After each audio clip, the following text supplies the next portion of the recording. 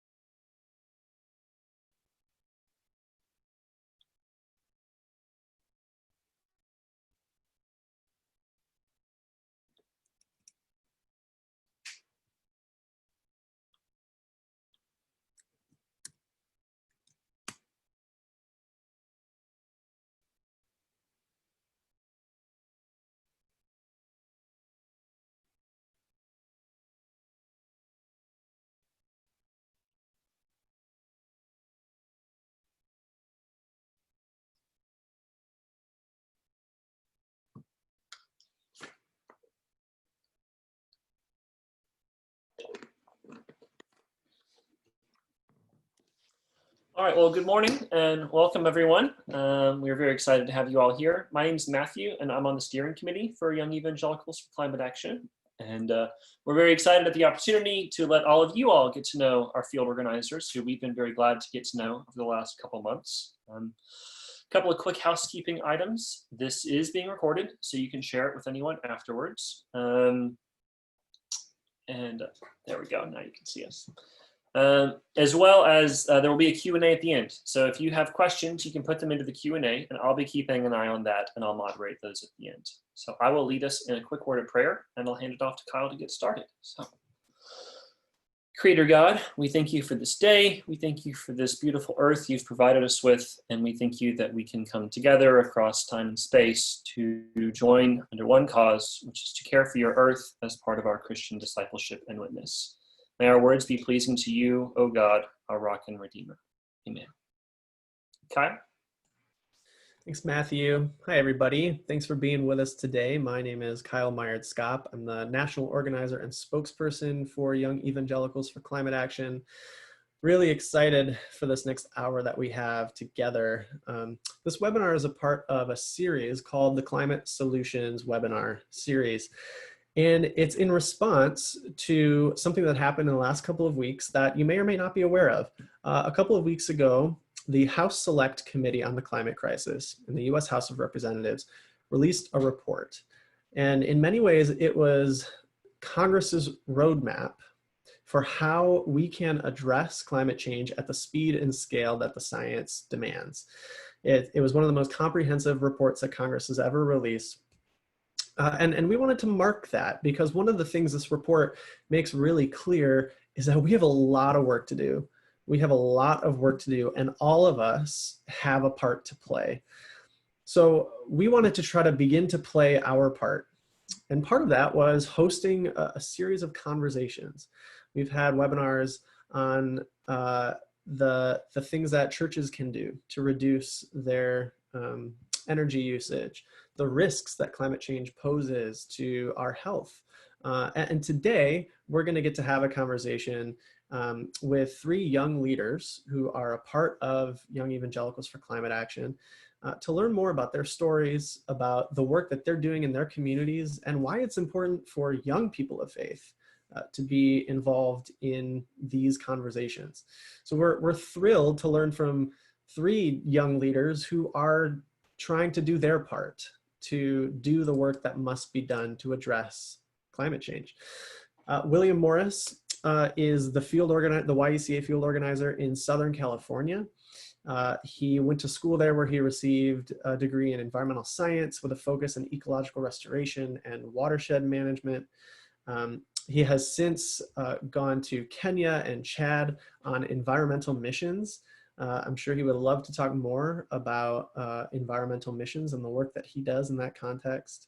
And through a lot of his work, he realized that Christians and non-Christians were kind of talking past each other and didn't really realize that the climate movement didn't really realize that Christians were engaged in this and were doing work on this. So he's really passionate about facilitating dialogue and helping churches plug in to other people and other groups that are doing climate work.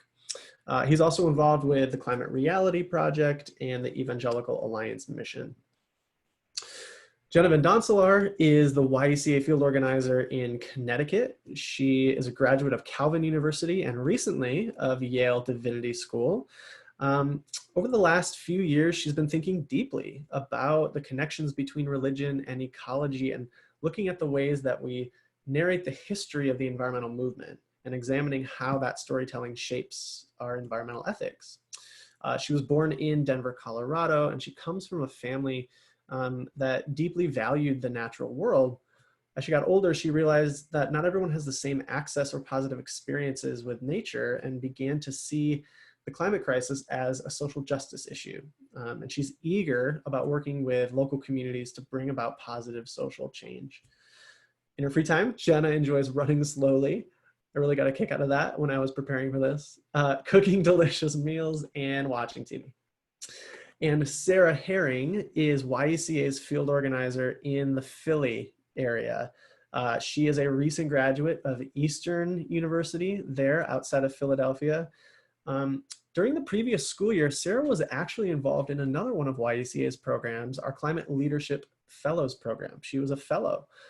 She worked on her campus at Eastern to reform campus recycling, increase awareness around climate change, and to start a student sustainability club. She's passionate about sustainability and environmental justice as core elements of Christian discipleship. She believes that in order to live out Christ's command to love our neighbors, Christians must actively engage in environmental protection to care for creation and humans alike. In her free time, Sarah enjoys baking sourdough bread, don't we all, during this pandemic? And vegan cookies. Sarah has tremendous vegan recipes. Hit her up. Reading novels and taking long walks with friends. Sarah, Jenna, and William, thank you so much for joining us today. I can't wait to learn from your wisdom. And to start, we wanted to give each of you a chance to introduce yourselves a little bit more. We wanted to invite each of you to share a bit of your climate testimony. Climate testimonies are something we talk about a lot at YECA. It's something we train a lot in, and it's getting good at telling the story of how God is working in your life to bring you into deeper awareness around the climate crisis, to draw you closer to God's heart for God's creation and into meaningful action. So William, Jenna, and Sarah, we're eager to hear your stories. I'd love to start with Jenna. Jenna, would you tell us just a little bit of your climate testimony? Yeah, thank you, Kyle, for that introduction. So a bit of my climate testimony was a little bit revealed in the bio that you just read from me of growing up in Denver, Colorado, about 2 hours from Rocky Mountain National Park. My family would go up pretty much every weekend and go hiking in the mountains. And that was a time where I got to connect with my family. It was a time where my family talked a lot about God and our spiritual lives, and that was a very dear and tender memory for me. But as I got older, I majored in biology at Calvin University and began to realize that those places that I held very dearly were threatened due to climate change, environmental degradation, and several other threats. And also, many people didn't share that experience that I had. So this very tender, beautiful memory that I had of spending time with my family in nature, connecting with God and the trees and the forests and the mountains was really a privilege that I had. And once I started to recognize that as something that other people didn't have access to, and let's be honest, my children might not have access to if I were to have children, that opened the door for a whole slew of issues. And I began to read more about the climate crisis. I began to read about environmental racism and environmental justice, so the solutions that are available for these issues. And I started looking for more ways to apply what I've learned in my my study of biology and my study of religion to helping to nurture those experiences that I had growing up in other people and ensuring that that can be part of the future of this world. Thank you so much, Jenna. William, would you share a bit of your climate testimony? Yeah, absolutely. Thank you, Kyle. I think for myself, I remember some of my earliest memories watching TV would be like PBS, watching shows Nature and Nova and being really interested in science and the natural world. My parents took me to national parks as a kid, like growing up. Can remember many times visiting Yosemite and hiking around and just seeing the natural beauty and really feeling in awe there. In high school, there was a class offered called AP Environmental Science, and it sounded great. I wanted to take it. I really learned so much about how our world was being affected by climate change at that time. And I just felt like I needed to do something in response to that. And so I decided, when I went to college, to major in environmental science, as you said, focusing on ecological restoration. But learning didn't feel like it was enough. I just felt really convicted to action. And so the church I was attending in college had a missions school after the semester finished. And I was like, like any college graduate, I don't know what I'm doing. I'm going to go attend this. And I met someone there who was an environmental missionary. And they really connected the dots for me between faith and environmental works and action. Wasn't sure if it was what I wanted to do. So I decided to go to Kenya for a month and volunteer with a Christian conservation organization called Rosha. It was amazing and I loved it. But when I came back and told my friends and people at church about it, they were like, wait, Christians like care for the environment? How does that work? And so I saw like, wow, there's a huge need here. And so I kind of switched focus to local church engagement and outreach when it comes to creation care, stewardship, climate, and environmental justice. Not to say that I still don't go to other places. I do, obviously not currently. But I think as a part of that too, my like prayer for the church and political leaders is that we're trying to take bold and courageous action for all of creation. Like this is such a critical hour for it. Like recently we just saw temperatures over 100 degrees in the Arctic Circle, and Europe is under this massive heat wave, and it really is a climate emergency, and we have to start treating it like the crisis that it is.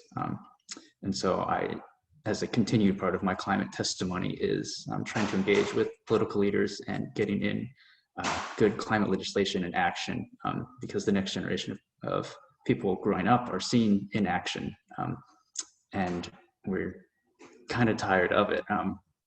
We want a livable future. And so if there are people who aren't going to fight for a future, we'll fight for it ourselves, and we're going to vote people in who will. Good stuff. Thanks, William. Sarah, can you share some of your story? Yeah, sure. So I was raised in a pretty conservative Christian church that didn't necessarily believe in climate change or science in general. And so, that was kind of one segment of my upbringing. But at home, my mom was very passionate about the environment in general. And, my siblings and I grew up with the message that climate change is real in our home, although that wasn't corroborated by the church. So it was kind of a dichotomy that I was experiencing. And, when you're young, you don't really recognize that tension. But as I got older, I definitely started to feel that more deeply. And then once I started college, I just learned a lot more about the world around me. And I was exposed to a lot more information about social injustices and things that I had never even been exposed to before. And that kind of created a bit of a crisis. I definitely spent my first year and a half in college just questioning my faith in general. And a lot of it was due to my background in my church not accepting climate change, because in college I was learning the reality of the situation. In addition to learning about, the different social injustices that Christianity sometimes doesn't recognize. So I had a period where I was uncertain if I could continue to have faith and also, be an informed scientist who wants to protect the environment. And I have a really vivid memory of one day, it was in the spring. I went outside on our campus at Eastern, which is absolutely gorgeous in the spring. And I was just laying under a tree watching the flowers. And I just felt such a strong recognition of the Creator through what I was seeing around me. And so now I always say my Christian testimony is my climate testimony, because I am able to feel the power of God through nature. So, I think that environmental activism presents such a powerful avenue for Christians to act on our values, to address social issues like I was struggling with, to protect creation as a direct path of communication with God. So yeah, that's why I'm really passionate about it, because they are one and the same for me. Thank you, Sarah. Your Christian testimony is the same as your climate testimony. That was really powerful. It reminds me of something we like to say at YECA, which is that we're not doing this work because we're Democrats or Republicans. We're not even necessarily doing it because we're environmentalists. We're doing this because we're Christians. And we don't know how else to follow Jesus in a warming world, but to do this work. Thank you to each of you for sharing some of your testimony, some of your heart. Jenna, I want to ask you, I think each of you in some way shared about the disconnect that you felt between your concern for this issue and the implicit or explicit silence from the church, or at least the perception that the church is silent on this. I think that's a tension that a lot of young people, a lot of young Christians hold. Can you say a little bit about why it's important for young Christians specifically, not just young people, but young Christians to be involved in the work of climate action? Yeah, that's a great question. I want to start by saying that it's really important for young people, regardless of their belief, to be involved, because what we're fighting for is our future. A lot of the projections and such that we're looking at are for not that far into the future, for 2030, 2040. That's like very much will be in my lifetime. And if I want to be able to have a stable life, be able to continue life as we've done it for my adulthood, it's really important that myself and other young people get involved in climate action. Christians, in particular, I think, are especially called to care about the environment and to work towards justice, particularly because it's a justice issue. Those who will be most affected by the climate crisis and first affected by the climate crisis are low-income individuals, communities of color, and people who have less social power. And if we really want to love our neighbors, it's vital that we speak for and we empower those in our communities who will be really hurt by the climate crisis to be able to mitigate that crisis. I also spoke about this a little bit earlier, and Sarah really beautifully mentioned it in her climate testimony of the connections between our climate testimony and our Christianity. For myself, I experience the divine most powerfully in the natural world, and in other people. And both of those are threatened by the climate crisis. Communities are threatened, our natural areas are threatened. And a way to honor God is to honor creation and to be good stewards of creation and to care for the garden which we're placed in. And because of that, I think that young Christians really need to step up and view this really as a justice issue and a Christian issue, and to be leaders in solving the climate crisis. Thanks, Jenna. Sarah, I have a question for you. A lot of conversation around climate solutions can center around technology, and technology is an important part of the conversation. You have some background in this. I wonder if you can share with us a little bit from your perspective, what role should technology play in pursuing climate solutions and reducing greenhouse gas emissions? And is it everything, or does it have to be only part of the solution? Yeah, so technology there's kind of two big ways that it plays a role in carbon reduction. So you have sort of post-production technology to address carbon that's already produced. And then you also can use technology to address at the source. So trying to prevent carbon from being emitted in the first place. So the report that was released did focus a lot on the use of technology to address carbon post-production.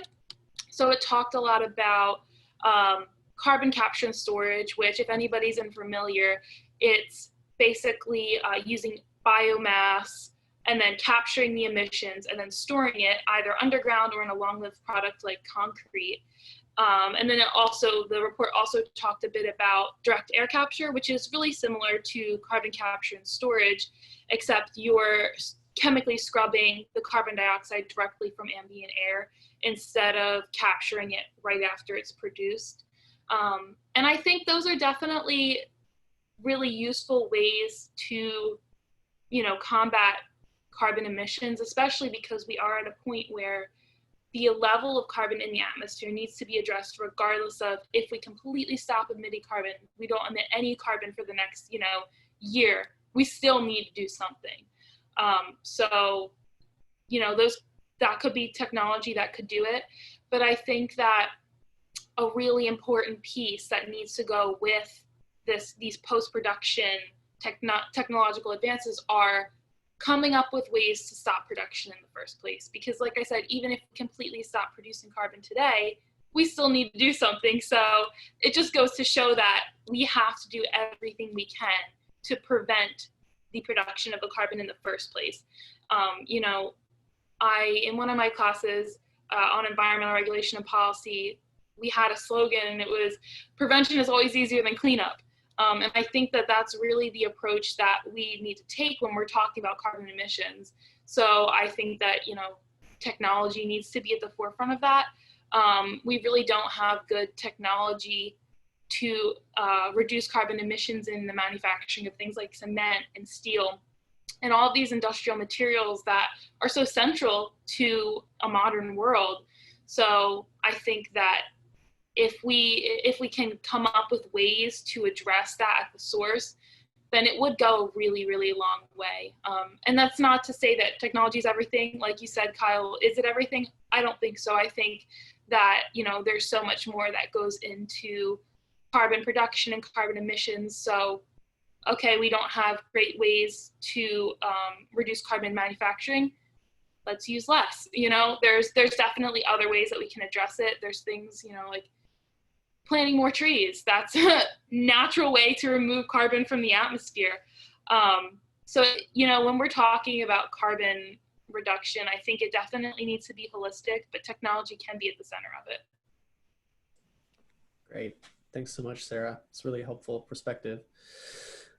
William, I wanted to ask you, as Christians, and this has come up a bit already, as Christians, we're called to work for justice and to love our neighbors. I think for a lot of young people in the church, that connection to climate action is starting to be made more tightly, the connection between climate action, working for justice, and loving our neighbors. But it's also not obvious for a lot of people. Can you share how you see those things being connected and how climate action is part of our calling to work for justice and to love our neighbor? Yeah, absolutely. That's a great question. And I think as we've established, this climate action and our calling as Christians are intertwined. And so I want to talk about what are the two greatest commandments as Christians. They're loving God and loving your neighbor. And these can both be addressed through climate action. When it comes to loving God, it's looking at what did he ask of us? In the creation story, he placed humans in the garden to serve it and to protect it. We're supposed to be these gardeners and stewards of the earth. The first vocation in the Bible is that of a gardener and of a caretaker. And so we've been given this agency over creation and called to be co-sustainers with the Creator. And I think a lot of times some things in that verse get taken out of context when it calls for dominion. But we have to look at the life-giving and flourishing context of the verses before it, where God has called everything good, where he has called the relationships between everything forcefully good. And so that is the kind of agency we have to exercise over creation, the same kind of agency God exercises over us, and that is love, mercy, and grace. And it really is about these relationships as well, and harmony with the land. And I think instead of having that view that we're over it, we need to have the view that we are a part of creation, more this indigenous worldview of harmony with creation. And I think a lot of times we tend to think of this like white conservationism of untouched wilderness, but that's not the case. The land here has had these traditional caretakers for thousands of years, and that's why it was flourishing. And that ties into loving our neighbor. And climate action is that climate action is not just this abstract thing that's going on in other places in the world or only affecting polar bears and not people. It is affecting people made in the image of God all over. And definitely in my travels to different parts of the world, I have seen it myself, and seeing how the climate is changing and how their traditional knowledge of when to farm and these rainy seasons and all these things are shifting, and there's nothing they can do about it. As Jenna said, the people who are most affected have contributed the least and are being impacted now. So our calling as Christians to love our neighbors can be lived out through ensuring that people made in the image of God all over the world have clean air to breathe, that they have fresh water to drink, that they have enough food to eat, and they have a livable future. And all of these are threatened by climate change and can be addressed by living out our call as Christians. Beautifully put, William. Thank you so much. Jenna, one of the reasons that climate change has been so contentious and why we've seen so much money and outside influence poured into resisting action, to muddying the public discourse around it, is because it's going to profoundly disrupt the status quo for us to take the steps we need to take to address the crisis at the speed and scale that we need to. Given that reality, how do we transition rapidly, but also in a way that doesn't leave anyone behind? Yeah, that is really the question here.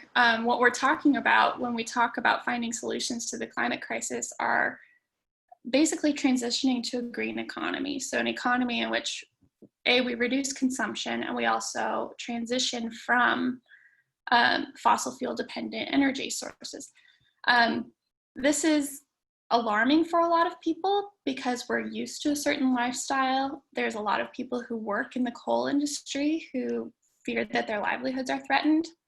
But as we transition to a green economy, it's really important that we do so in a way that really does love our neighbor, and it really does enact justice.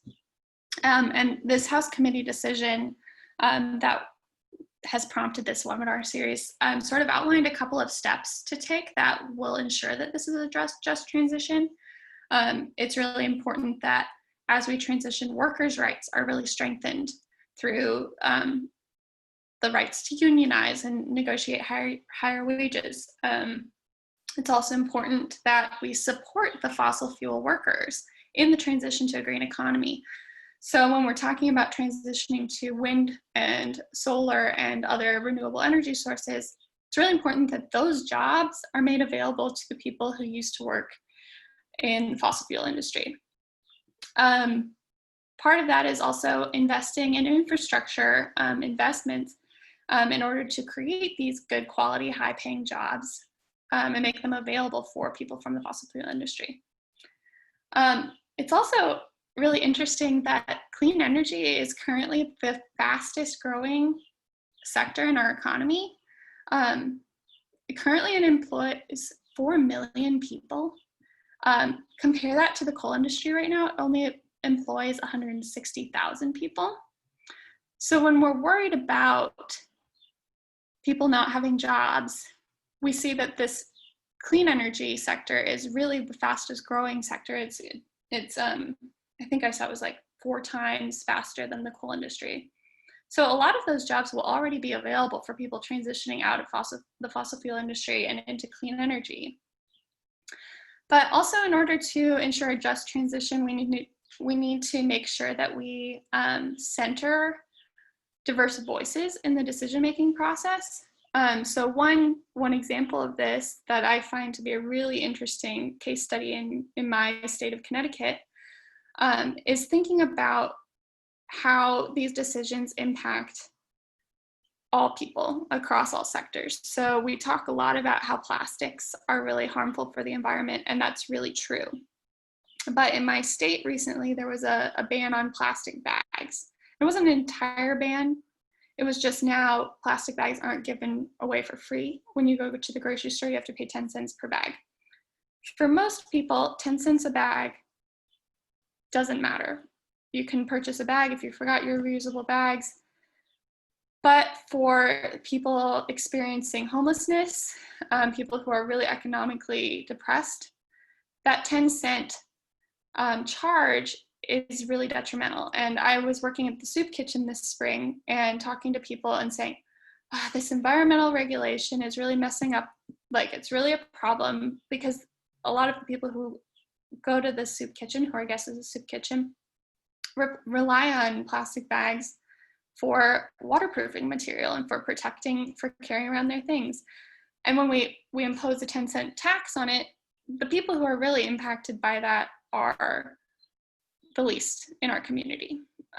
So that really was impactful for my own thinking about solutions to the climate crisis, of making sure that when we impose regulations and when we enact policies, we think about who is actually impacted by these policies. And yes, we may reduce plastic bag use, and I think we've already seen studies where that has happened, but we need to ensure that there's some sort of care for the people who are also experiencing a loss in this transition. So in transitioning to green energy and a green economy, we need to ensure that we have the least of these at the table making the decisions, or at least consulted, to make sure that we don't leave anyone behind. So we transition to a future for everyone. Thank you so much, Jenna. Sarah, you are a part of the scientific community. I wonder if you could share some insight into what morale is like right now among scientists and in the scientific community, and what we can do to support the scientific community and researchers, recognizing that many of them are our brothers and sisters in Christ. There's a lot. There's a lot going on in the scientific community for sure. Just personally, this past summer, I had the opportunity to do research at Michigan State University as part of the Great Lakes Bioenergy Research Institute, which is funded by the Department of Energy. And the work that they're doing there is just, it's mind-blowing, some of it. You know, they're really approaching the idea of clean energy from every aspect, you know, from pre-production to post-production to maximizing feedstock. So things like that are becoming more and more common as urgency increases. And I think that a lot of the ability of the scientific community to make these meaningful discoveries is really dependent on support. So, government support is obviously a huge thing. So things like the Great Lakes Bioenergy Research Institute are only possible with government funding, but funding isn't where it stops. You really need holistic support. So the lab that I was working in used organisms that needed to be approved by the Department of Agriculture. So things like that, there needs to be support for the process. And then once there are discoveries, there needs to be government support to fast track implementation of those things. So, just shelling out grants isn't really enough.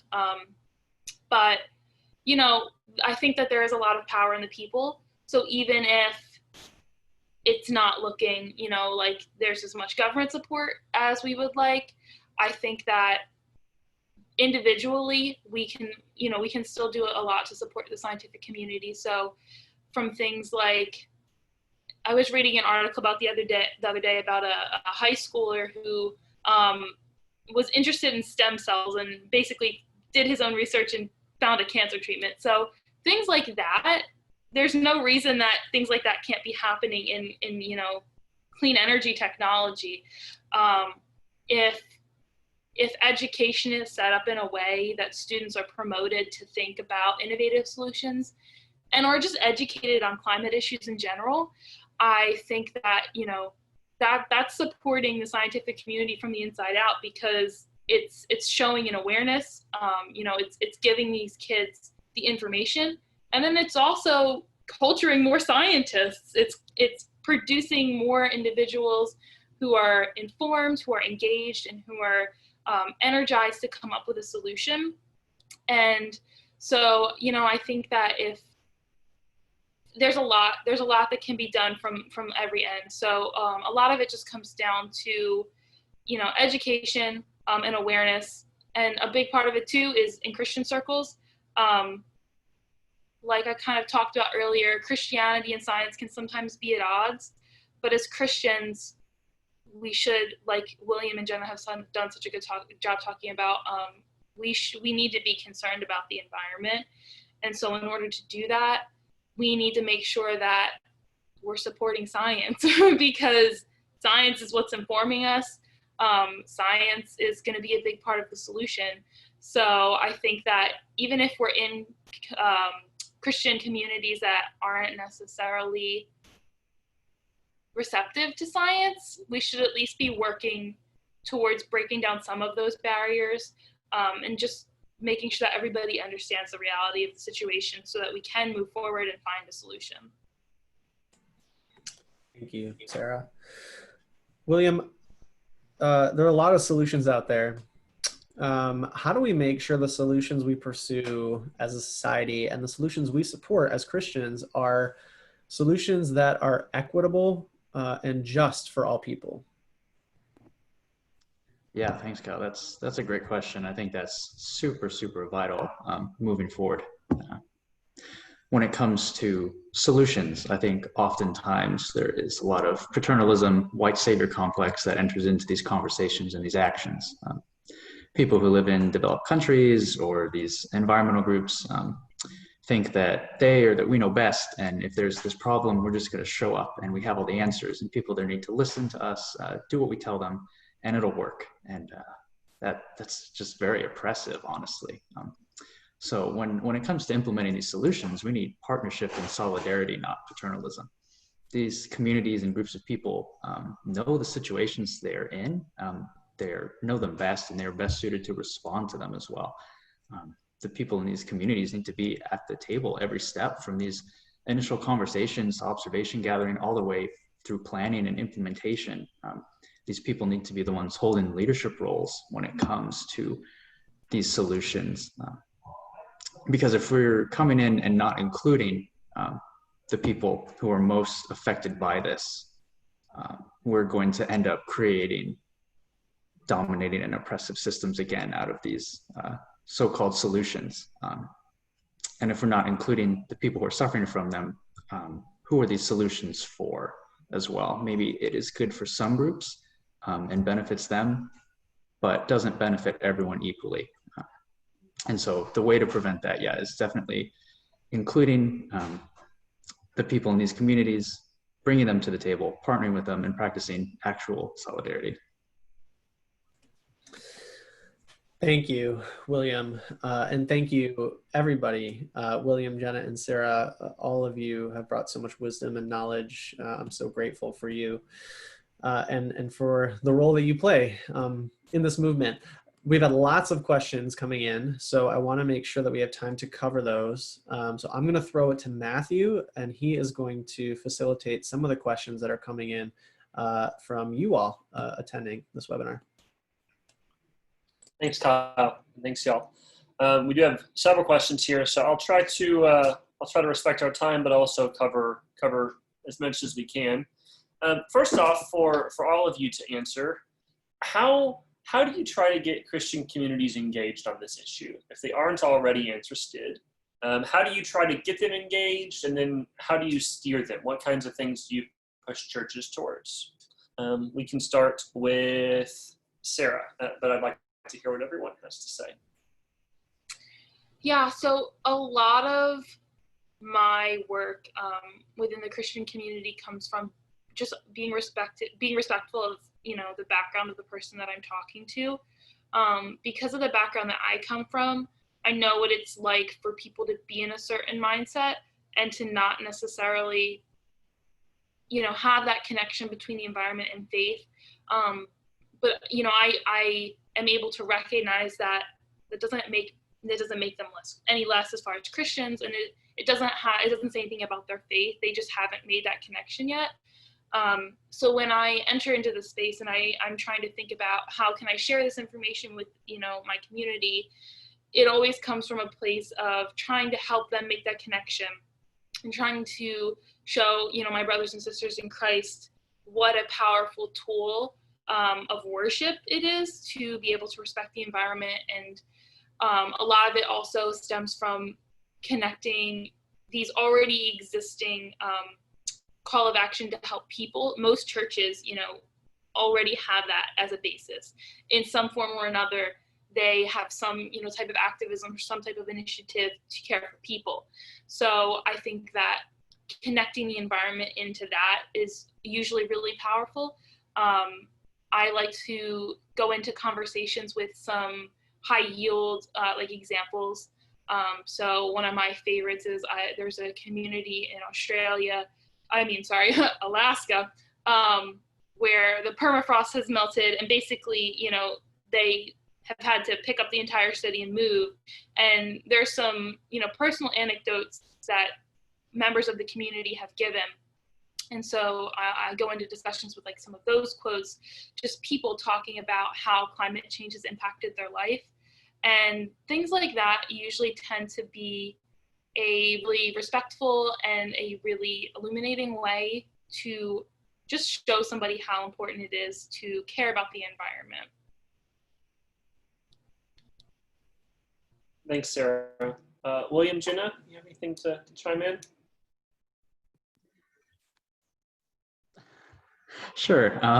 Just really quickly, I think that science is intimidating to most people, let alone to Christians. That adds a whole nother level of just distrust on top of things.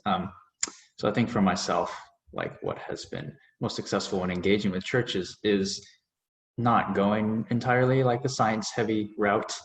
I can throw up all of the graphs and facts and figures I want, and it's not going to land. And they're probably more confused and just scared, and then paralyzed into inaction. It's not a great way to go about things. But as a Christian, I have that connection to reach out to them, and there is a faith basis, there's a biblical basis to reach out about these things. And so just being able to open up and have conversations in that way, I have found that most Christians haven't heard about climate change or any environmental issues from other Christians. They're hearing it from views and from people that they may not entirely agree with, and things like that. And so coming in with that familiarity really is disarming and tends to further that conversation. Yeah, I love that, William. I always lead with scripture instead of science because that's what people are familiar with and what they care about. And I noticed you did that earlier when you opened with Genesis. So a good example in real time. Jenna? Yeah, I just want to underline something that I think William and Sarah were both alluding to is I think the power of storytelling. So the three of us just opened with our climate testimonies, so talking about why do we care about this work? And I think that can be shaped differently depending on the audience that you're going to. And I think the flip side of that is also listening to the stories of the communities that you go to and the Christians that you're in communion with. There's very few people that you will talk to who won't have a memory of watching the sunset or going for a walk in the woods or something, or listening to birdsong or something like that, and hearing about those stories and then walking with someone as they connect that to broader issues of justice and the climate crisis, I think, and then using the language of scripture and meeting them where they're at. Thanks, Jenna. A couple questions around individual action. A lot of the times you hear, well, I'm just one person and the climate's huge, so what does my actions matter? What do you say to that? What do you recommend individuals try and do if they want to make a difference on this issue? William? Sure, yeah. Oh man, there's a lot there. I'll address it in two ways, I think. First of all, it is not all on individuals. 100 companies are responsible for 71% of the warming, and then put out these campaigns about calculating your carbon footprint and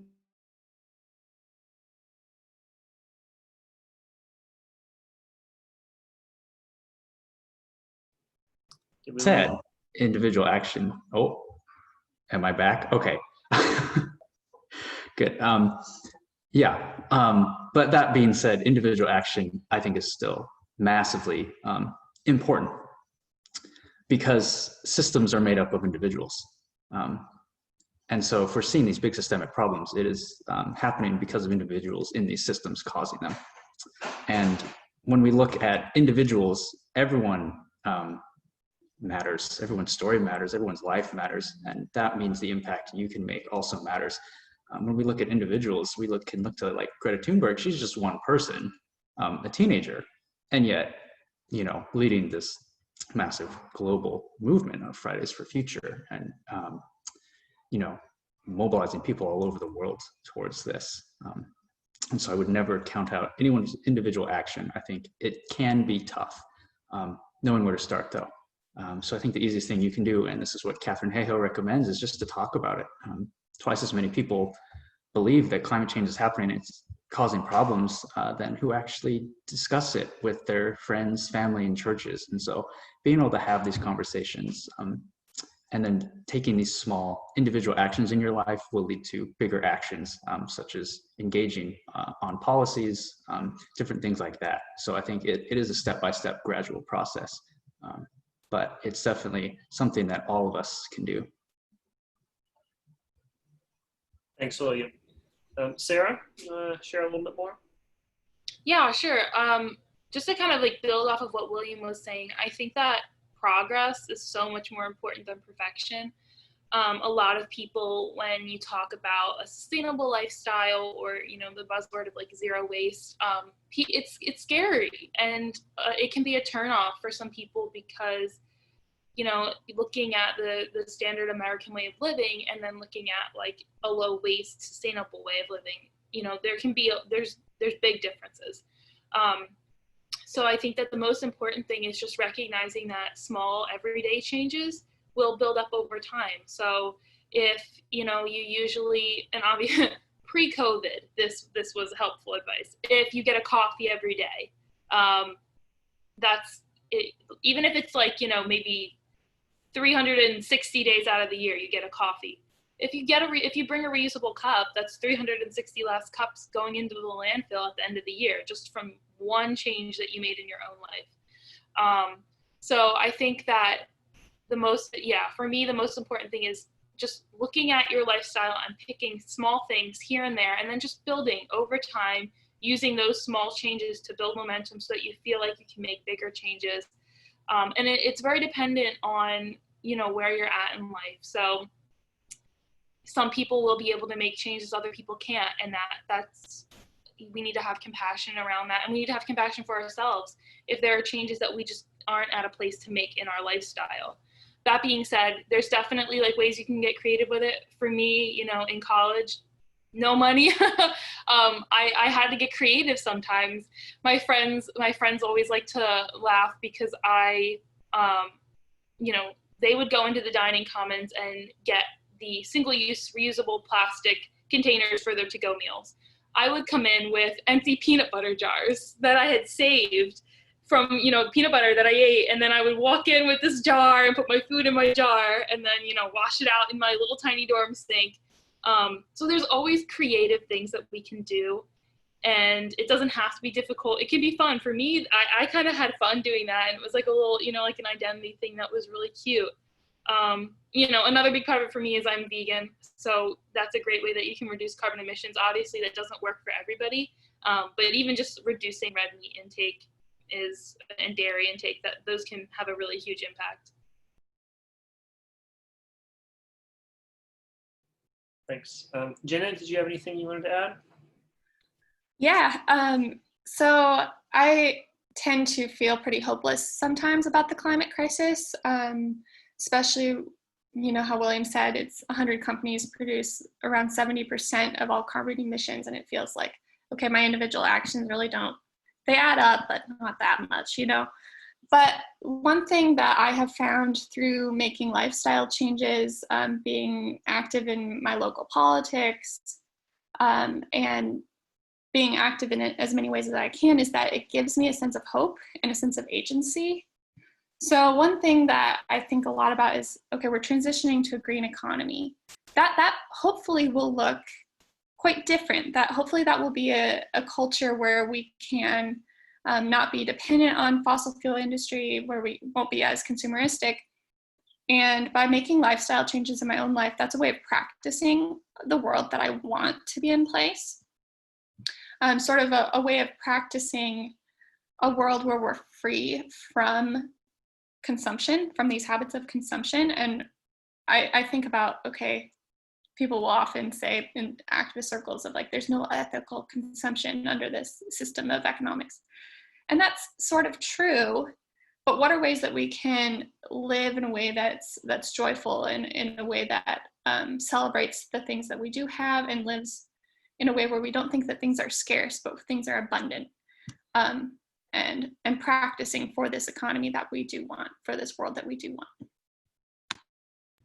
Also, I just want to throw out there, as a Christian, living a sustainable life is a lot more is very important for more than just environmental reasons.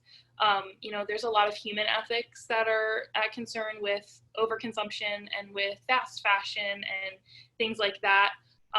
So when I'm in conversations with people that, if I'm trying to, maybe lead them to live a more sustainable life or think about how we can live more sustainably together, I find that sometimes considering the human side of it is also really powerful, because sometimes that's just an easier way to get people to want to change, because thinking of children in sweatshops is that's devastating enough to make people want to do something differently. Thanks, Sarah. And as a specific plug, if there's a young person in your life who wants to get more active on this issue, send them to us. YCA has a lot of programs. Sarah was a fellow last year, which is our program for undergraduates, and we have a new program for the advocates, and I'm glad to see several advocates on the call here today. Jenna talked about this, and we have time for just one more quick question. It can feel pretty gloomy sometimes as a climate activist, especially during a pandemic. So what gives you hope these days? Whoever can go first, who would like to.